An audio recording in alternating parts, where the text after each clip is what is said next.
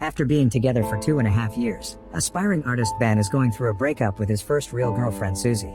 She keeps yelling at him, but since he just stands there without reacting, she starts throwing things at him too. Ben is supposed to be concentrating on his last year of college, but he can't stop thinking about the breakup because he doesn't understand why it happened. It doesn't help that he must watch Susie flirt with a new guy during lunch, which makes him wonder if she had been cheating on him. His best friend Sean says he needs a rebound to feel better, but Ben has trouble trusting the advice of a guy who always has terrible luck with women. During art class, he starts drawing a beautiful classmate instead of the model, and the teacher scolds him for it. Living in a student accommodation house means Ben shares the building with 120 people his age, so every night he hears them getting dirty. Tonight he can't sleep, so he decides to call Susie, waking her up. He apologizes to her and asks her to get back together, but she turns him down and mentions the new guy. Afterward, Ben still can't sleep and starts looking at his pictures with Susie. He considers burning them, but can't bring himself to do it. As days pass, Ben develops insomnia. He tries a bunch of methods to try to sleep, but nothing works, and even though he chooses different activities to keep himself busy, his thoughts keep going back to Susie.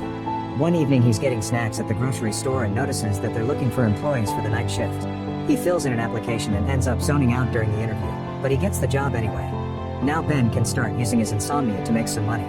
One of his co-workers is Sharon, the cashier, who is very nice and welcoming.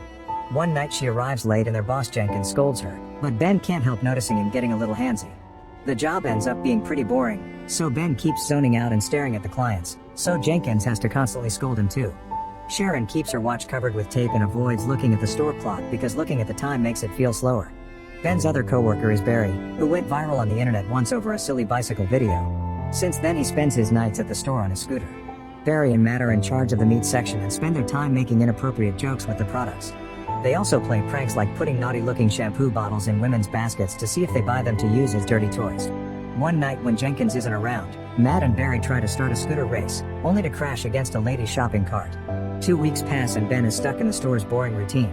Desperate to find a way to make his 8-hour shifts feel shorter, he starts imagining that he can freeze time as if pausing it with a remote. He pictures himself walking among all the clients without being judged or stared at, but he can stare at the women he finds hot all he wants. While doing all this daydreaming, Ben also thinks about his past and how he became interested in capturing beauty with his art. When he was a child, his parents took in a foreign student who liked to walk around the house with no clothes on. Seeing her bare form woke something up in him, and back then he wished he could stop time to stare at her forever. Now he keeps imagining how useful it would be to be able to stop time. He could undress the store clients and draw them to his heart's content, admiring their beauty without reservations or judgment. He could fill a whole sketchbook just with random women doing their shopping, and he would make sure to fix their clothes afterward. Ben would also use the chance to play pranks, like putting Jenkins under falling objects. During the day, Sean visits Ben and gets him to talk about Susie, but Ben is tired because he's sharing the same feelings over and over, yet it doesn't help with his heartbreak. Ben and Sean grew up together, and when they were just kids, Sean showed Ben the dirty magazines he found under his parents' bed. This taught Ben a more artistic way of looking at the body and how certain parts looked up close. The boys got wood in their pants from looking at the magazines, so when Sean's mother caught them red-handed, she had thought they were into each other.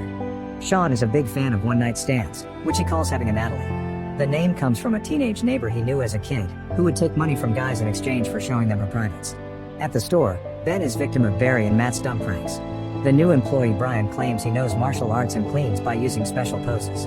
When the guys mock him for it, Brian just slaps Matt. Ben is slowly developing a crush on Sharon and even shares his food with her while wishing he could freeze the moment forever. One night Ben is devastated to hear Matt ask Sharon out, and she accepted. Matt starts making dirty noises about his plans for the date, so Ben has to walk away while remembering all the crushes he's had. His first one was a professional runner who he watched at Olympic events. He was attracted to her because she ran barefoot. His second crush was his biology teacher because Ben liked the very tight sweaters and pretty skirts she wore. The biggest crush of all had been a classmate named Tanya. One day she broke her arm and came to class with a cast, so Ben enjoyed watching her struggle with it or find ways to take care of her itch. When Tanya asked him to sign the cast, Ben only drew an X. After the cast came off, her arm was covered in hair and the other boys mocked her for it. Ben comforted her and told her she was still beautiful, so she agreed to be his girlfriend. When Tanya asked him for their first kiss, Ben panicked and told her to meet him the next day. He was hoping that coming to school on a Saturday without anyone around would make the moment more romantic. However, Tanya didn't show up for the kiss and didn't come to class ever again because the family moved out of the country. In the present, Ben and Sean are playing chess, and Sean can tell Ben is still not well because he's losing. Ben shares the situation with Sharon, and Sean advises him not to lose hope since only one date doesn't mean anything. But Ben knows Sean gets handsy on the first date, so his advice means nothing. The next day when the night shift begins, Matt tells the group all the details about his date with Sharon, including a description of her bare body. The conversation is interrupted by Jenkins, who announces they'll be playing a soccer match against the employees from another branch next weekend. When the day comes, Sharon shows up to support them and Ben has to watch how Matt keeps flirting with her. The other team has nice uniforms and good communication, so Ben's group doesn't have much hope. When the match finally begins, the other team immediately proves to be superior. Ben's group keeps falling and bumping into each other, not to mention Jenkins keeps taking business calls in the middle of the field. Their opponents sometimes play dirty, but the referee doesn't seem to notice and Ben's team has to stop Jenkins from beating him up. Brian is a very bad goalkeeper who somehow manages to make the ball bounce right into his goal area. With 1 minute left, Ben's team is losing 26-0, so Jenkins wants them to at least make one goal before the match ends. According to plan, Ben passes the ball to Jenkins and he kicks it at the goal area, only for the ball to bounce on the metal bar.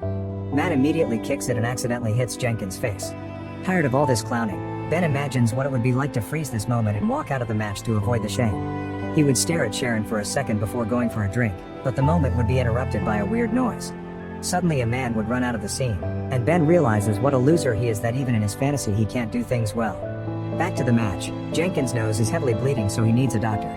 Before driving his boss to the hospital, Matt asks Ben to take Sharon home. However, the duo ends up at a cafe.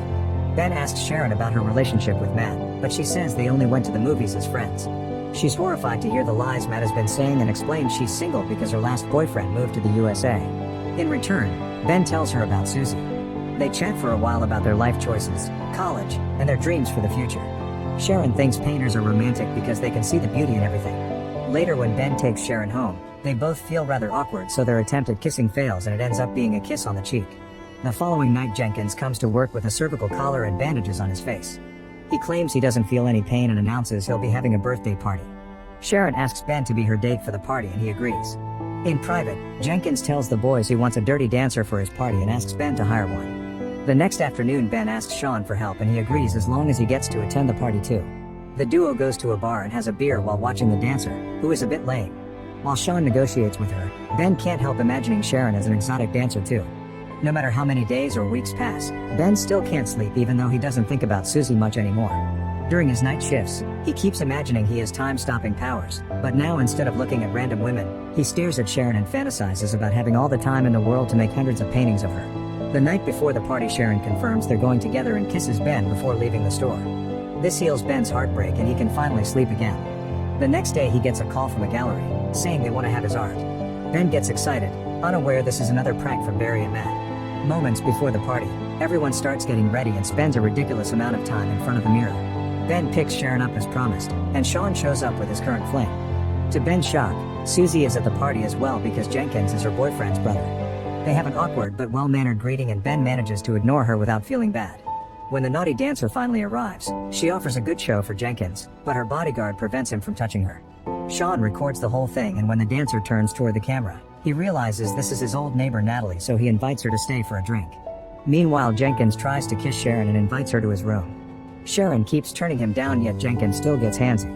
When he forced feeds her some popcorn, she spits it back into his mouth and leaves the room, not noticing Jenkins choking. Upstairs, Ben bumps into Susie and she apologizes for everything again. She says she can't stop thinking about him and kisses him just in time for Sharon to see them. Sharon turns around to leave so she doesn't notice Ben pushing Susie off him. When Ben realizes what Sharon saw, he wishes he could stop time or even rewind it to do things correctly. He keeps thinking of something he could say to make her stay, but there's nothing he can do and Sharon leaves the party while Barry slides downstairs in a box. Afterward, Ben goes to Sharon's apartment building, but when she hears his voice she refuses to open the door. Ben waits for another person to come out and sneaks inside to run upstairs to Sharon's apartment. Just like it happened with Susie, he stands there as Sharon yells at him with all the fury of the world. Once again, Ben leaves with a broken heart and nothing to do. The following night, Barry comes to work with a collar because he got hurt during his stunt and Sharon is nowhere to be seen. When Ben goes home, he discovers he has insomnia again. The next Wednesday, Ben goes to the gallery and discovers it all had been a prank. However, the gallery owner still looks at his work and is very impressed, so this time Ben gets a proper appointment. Sometime later, Sharon gets an invitation to Ben's very own exhibition. The night of the event, Sean gets turned down by yet another girl. Ben is happy to see lots of people admiring his work and even gets a card from a gallery owner in New York, but he only has eyes for Sharon's arrival. She's shocked to discover that most of the paintings are of her looking absolutely stunning. Sharon congratulates Ben for his success and explains she got a new job at a travel agency.